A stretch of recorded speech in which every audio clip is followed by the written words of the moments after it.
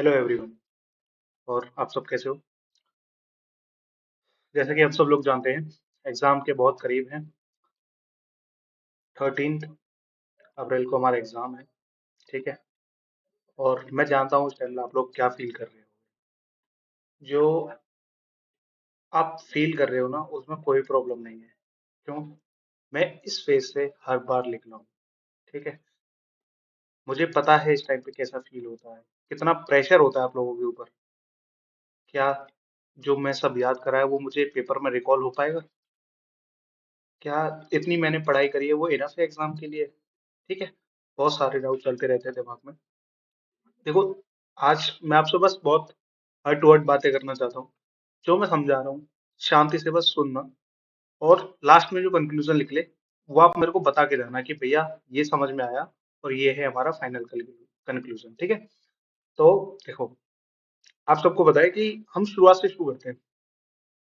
इस एग्जाम में दो कंडीशन है आपके पास। या आपकी तैयारी अच्छी है, आपको लगता है कि आपने बेस्ट तैयारी करी है और शायद आपके मॉक वगैरह में स्कोर अच्छा आ रहा है और आपका इस एग्जाम क्लियर होने से कोई भी नहीं रोक सकता। दूसरी कंडीशन है कि भैया कोई तैयारी नहीं है। ठीक है। अच्छा, अब इनके बीच में भी तो एक कंडीशन बन रही होगी। भैया जो आपने बताया था वो सारी चीजें कवर्ड हैं, पीवाईक्यू सॉल्व कर लिए, मॉक में कभी भी स्कोर अप डाउन हो रहा है, कुछ समझ में नहीं आ रहा है, ऐसा लग रहा है कि मैं सारी चीजें भूल रहा हूँ।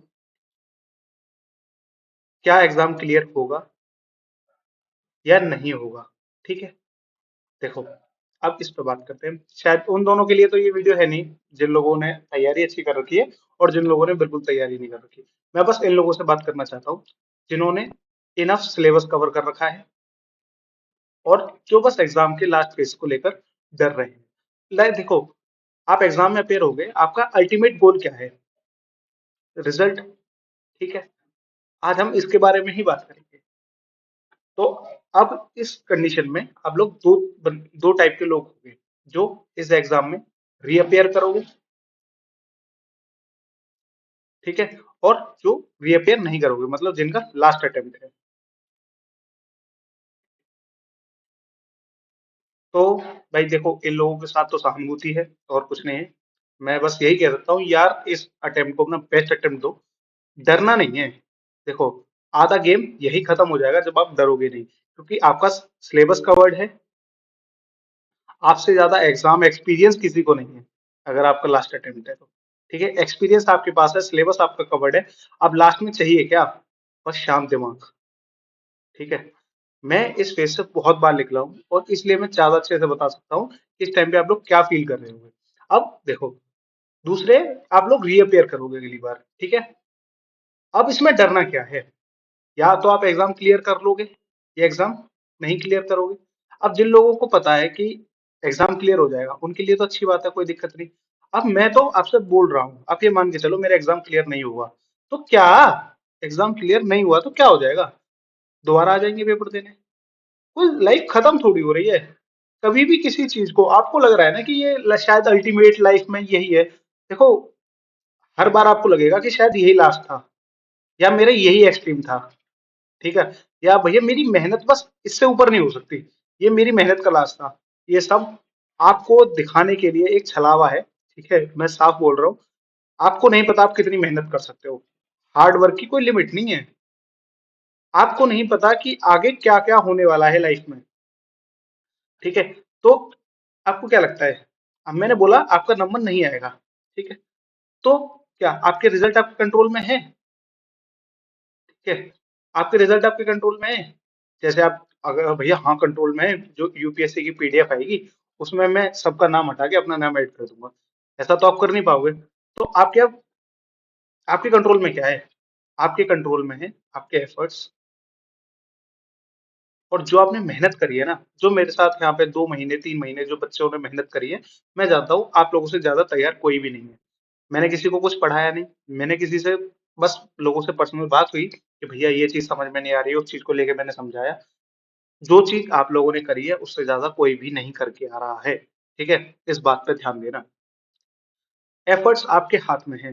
आपके हाथ में रिजल्ट नहीं है, तो आप ये सोचोगे कि मेरा नंबर आएगा या नहीं आएगा, या ये सोचना आपके लिए ज्यादा बेटर है कि मैं इंग्लिश को कैसे अटेम्प्ट करूं, जीएस को कैसे अटेम्प्ट करूं, और मैथ्स में कैसे अटेम्प्ट करूं। तो आपके लिए इंपॉर्टेंट क्या है, ये ज्यादा इंपॉर्टेंट है ना, ये रिजल्ट क्रिएट करेगा।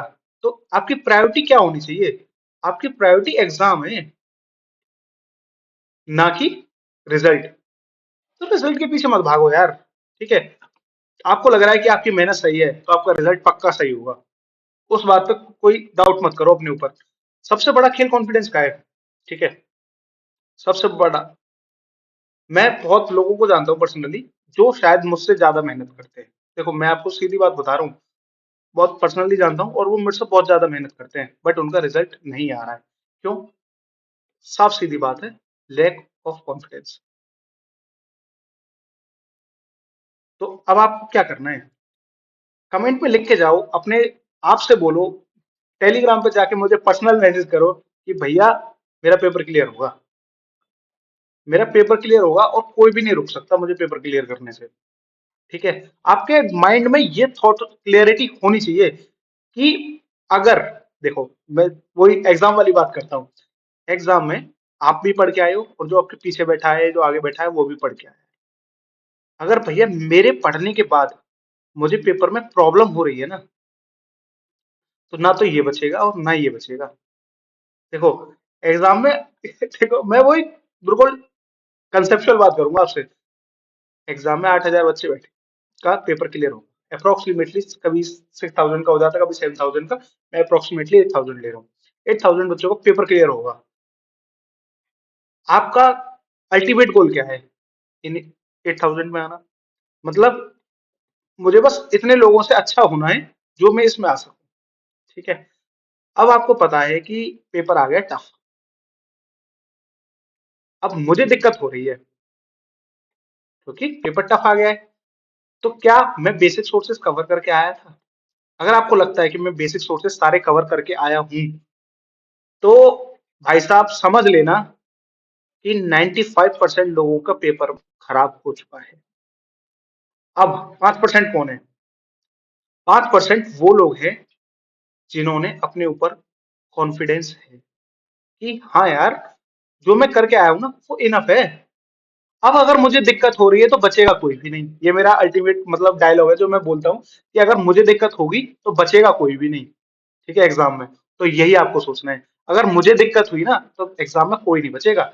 और ये लिख के जाओ कि हाँ मैं एग्जाम क्लियर करूंगा, अगर मेरा एग्जाम नहीं क्लियर होगा तो किसी का नहीं होगा। इतना कॉन्फिडेंस होना चाहिए आपको अपने ऊपर। आपने अब देखो, अब पढ़ तो आप पूछ सकते नहीं, जो पढ़ा हुआ है उससे ही हुआ। अब आखिरी गेम है ना, ये कॉन्फिडेंस का है। अपने ऊपर कॉन्फिडेंस रखो, आपसे बेस्ट कोई नहीं है। देखो फिर वही बात, नहीं होगा तो क्या, यार दोबारा बैठा हूं ना मैं तो आप लोगों के साथ, दोबारा मेहनत करेंगे, दोबारा एग्जाम देने जाएंगे। तो डर किस बात का है? हैं? कोई उम्र निकल गई यार तुम लोगों की। ठीक है, जिन लोगों की निकल गई सॉरी उनके लिए नहीं, बट यार तुम लोगों की उम्र थोड़ी निकल गई है। आज ये एग्जाम है, कल कोई एग्जाम होगा, इसको एज एग्जाम ही ट्रीट करो। ठीक है, कभी भी किसी एग्जाम से प्यार मत करना, मैं तुम्हें साफ बोल रहा हूँ। कभी भी किसी एग्जाम को ज्यादा दिल से नहीं लगाना है, हर एक एग्जाम को एक एग्जाम की तरह ट्रीट करो, और हर एक पेपर को उसी तरीके से हैंडल करो कि हाँ मैं पेपर से बेस्ट हूँ। और यही कॉन्फिडेंस बस आपको अपने ऊपर होना चाहिए। ठीक है, मैं ज्यादा कुछ ज्ञान नहीं फैलाना चाहता, बस मैं यही कह रहा हूँ आपका मेन गेम आज के टाइम जो मेन गेम होने वाला है, बस आपको 2 दिन में बैठ के ये करना है कि मैं इतने क्वेश्चन अटेम्प्ट करूंगा, ये कभी मत सोच के जाना पेपर में। ठीक है, जैसा पेपर आएगा उस हिसाब से मैं पेपर को हैंडल करूंगा। जितना मुझे आता है मुझे उसके ऊपर कॉन्फिडेंस रखना है, पेपर में अपना फर्स्ट इंस्टिंक्ट फॉलो करना है, और जो भैया ने कहा है वो बात माननी है बस। ठीक है, आपसे बेस्ट कोई नहीं है, बस ये ध्यान रखना। और मैं लास्ट में बस आप लोगों से ये कहूंगा, ऑल द बेस्ट यार, आप लोगों ने बहुत मेहनत करी है, सब सही होगा। ठीक है, भगवान पे भरोसा रखो, बस आपका काम क्या है, एफर्ट्स उन पे ध्यान दो, बाकी ऊपर वाले पे छोड़ दो। ठीक है, वो देख लेंगे यार, उन्हें पता है किसको क्या देना है और किसको कब देना है। ठीक है, उन पे इतना विश्वास रखो। हो सकता है आप लोगों में से कुछ लोग नास्तिक हों बट मैं नहीं हूँ। तो गॉड ब्लेस यू यार। और बहुत अच्छा होगा। भगवान पे भरोसा रखो, अपने मम्मी पापा के आशीर्वाद पे भरोसा रखो। जय हिंद।